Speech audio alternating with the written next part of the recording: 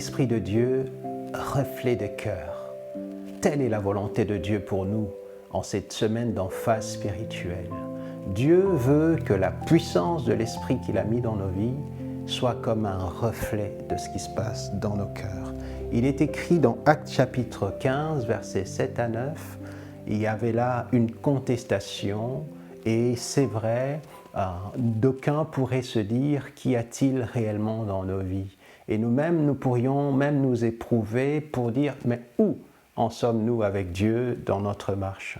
Là, dans cette contestation, Pierre s'était levé au milieu de la grande discussion et il a parlé de certaines personnes dont la catégorie n'était pas claire. Il se peut aussi que dans notre vie, nous nous disions « mais où en suis-je réellement ?» et que certains se posent la question. Le plus important, c'est ce que Dieu pense de nous. Et l'Esprit Saint a été un moyen que Dieu a déployé. Il est écrit là, Pierre se levant au milieu de la discussion, dit « Hommes, frères, vous savez que dès longtemps, Dieu a fait un choix parmi vous, afin que par ma bouche les païens entendissent la parole de l'Évangile et qu'ils crussent.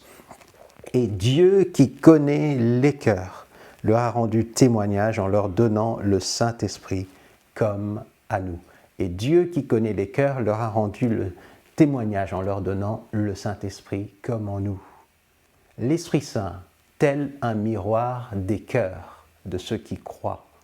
Et si l'Esprit Saint doit devenir comme le miroir, celui par lequel Dieu donne des signes à notre vie, que nous sommes à lui, alors nous devons garder ce mystère dans une conscience pure. Et comme il est écrit, combattons le bon combat en gardant bien une bonne conscience que quelques-uns ont perdu. Dieu a voulu que son esprit soit l'expression à haute voix et visible par tous du fait que notre cœur est réellement attaché à lui. N'oublions pas, il est appelé Esprit Saint.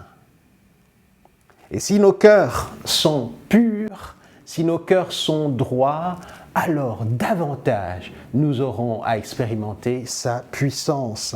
Il est écrit encore dans ce même texte-là, au verset 9, « Dieu n'a fait aucune différence entre nous et eux, ayant purifié leur cœur par la foi. » Ce qui se passe, c'est que l'Esprit de Dieu nous place au-delà des différences. C'est que l'Esprit de Dieu nous place au-delà des héritages passés. L'Esprit de Dieu nous place juste là où notre cœur est en phase avec lui. Mon frère, ma sœur, alors qu'il nous est dit que nous recevrons une puissance, celle du Saint-Esprit survenant sur nous, j'ai envie de dire que le moteur de la puissance, le moteur de la force, le moteur de l'expression de ce que Dieu fera en dépendra fortement de ce qu'il y a au fond de nos cœurs. Et la question, qu'est-ce que Dieu dira de nous? Quel témoignage Dieu portera de nous alors que nous vivons et que nous prétendons porter son nom? Il est écrit que Dieu leur a rendu témoignage en leur donnant l'Esprit Saint. Et la mesure supplémentaire qu'il a encore pour nous sera le cri de Dieu, sera l'affirmation de Dieu que nous marchons réellement avec lui. Que Dieu permette que nous avancions davantage, que celui qui se sanctifie encore, que celui qui se purifie encore. Et le témoignage de la grâce de Dieu sera encore plus fort dans nos vies.